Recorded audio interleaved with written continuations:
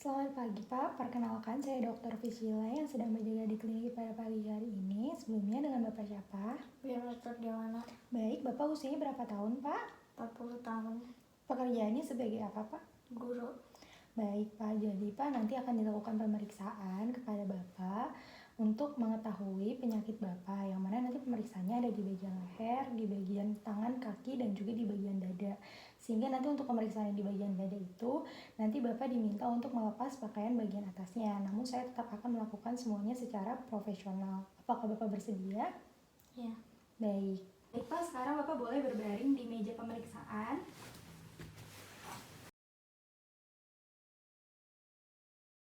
Yang pertama, saya akan memeriksa tekanan vena jugularis pada pasien. Setelah memposisikan pasien di ranjang pemeriksaan, selanjutnya akan diposisikan kepala pasien dengan satu bantal agar otot sternocleidomastoideusnya relaksasi, dan juga diposisikan kepala tempat tidurnya ini 30 derajat. Lalu selanjutnya saya akan meminta pasien untuk melihat ke sebelah kiri. Bapak boleh kepalanya ditengokkan ke sebelah kiri ya Pak. Selanjutnya saya akan mencari vena jugularis externa. Jika sudah, melihat mencari bagian vena jugularis interna.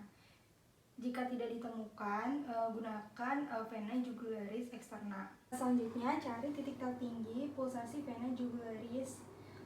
Jika sudah didapatkan, letakkan penggaris panjang secara horizontal dan juga penggaris segitiga secara vertikal, dan dihitung jaraknya. Jarak yang didapat itu merupakan hasil pengukuran tekanan vena jugularis. Selanjutnya saya akan melakukan pemeriksaan pada arteri karotis pasien. Yang pertama, saya akan melakukan inspeksi terlebih dahulu untuk menilai pulsasi dari arteri karotis pasien.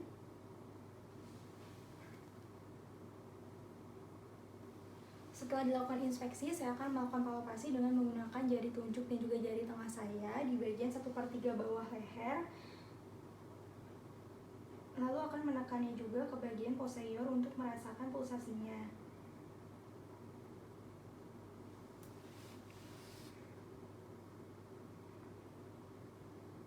Sambil juga dirasakan apakah ada trill ataupun getaran-getaran lain. Selanjutnya, saya akan melakukan auskultasi dengan bagian diafragma dari stetoskop untuk mendengarkan apakah adanya vascular breath.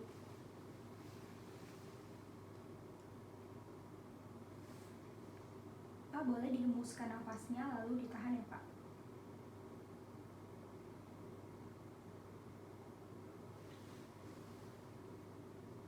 Pemeriksaan pada arteri brachialis pasien, saya akan meminta pasien untuk meluruskan tangannya dengan siku yang terekstensi dan juga telapak tangan yang menengadah ke atas. Lalu untuk membuat pasien lebih rileks, dapat digerakkan dulu tangannya. Lalu saya akan meletakkan tangan di bawah siku pasien dan menggunakan jari telunjuk dan juga jari tengah untuk mempalpasi arteri brachialis pada pasien. Selanjutnya, saya akan melakukan pemeriksaan titik impuls maksimum. Yang pertama itu inspeksi, dilakukan di ruangan dengan pencahayaan yang baik. Lalu pasien dalam posisi telentang, dengan juga bagian kepalanya itu 30 derajat. Lalu selanjutnya, saya akan menentukan lokasi titik impuls maksimum. Biasanya ditemukan pada sela iga ke-5 dan juga ke-6.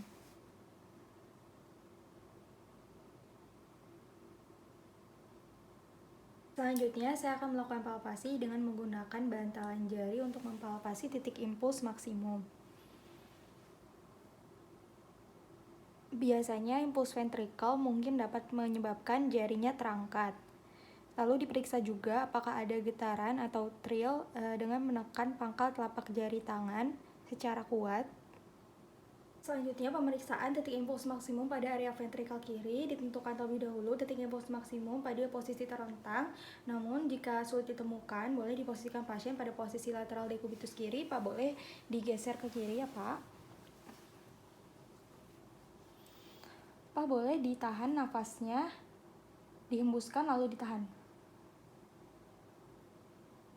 Selanjutnya, saya akan melakukan pemeriksaan titik impuls maksimum di lokasi ventrikel kanan. Posisi pasien masih terlentang dengan kepala 30 derajat. Saya akan meletakkan ujung-ujung jari saya di sela iga ke-3, 4, dan juga ke-5 pasien. Pak, boleh napasnya dihembuskan lalu ditahan ya. Baik, terima kasih. Nah, saya akan melakukan perkusi untuk menentukan apakah jantung pasien berukuran normal atau membesar. Untuk menentukan batas kiri, dilakukan perkusi dari bagian lateral ke bagian medial kiri.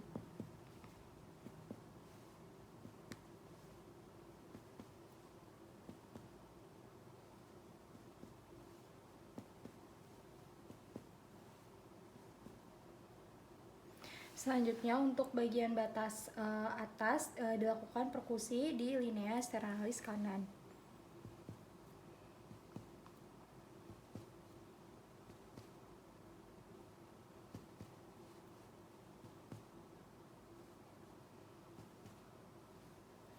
Selanjutnya untuk bagian batas atas dilakukan perkusi di sela iga 2.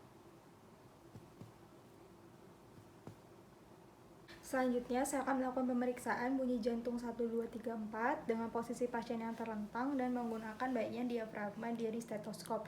Yang pertama yaitu katup aorta.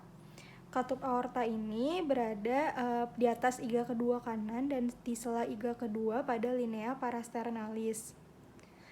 Lalu selanjutnya ada katup pulmoner. Katup pulmoner ini berada di sela iga kedua pada linea parasternalis kiri.